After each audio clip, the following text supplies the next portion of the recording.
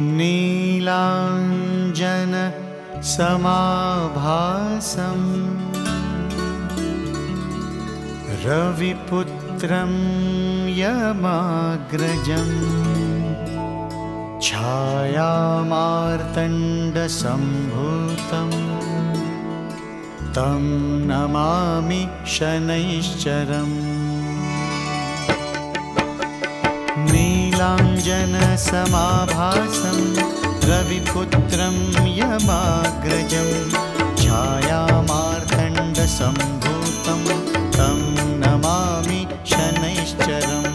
नीलाञ्जनसमाभासं रविपुत्रं यमाग्रजं छायामार्तण्डसम्भूतं तं नमामि शनैश्चरम्। नीलाञ्जनसमाभासं रविपुत्रं यमाग्रजं छायामार्तण्डसम्भूतं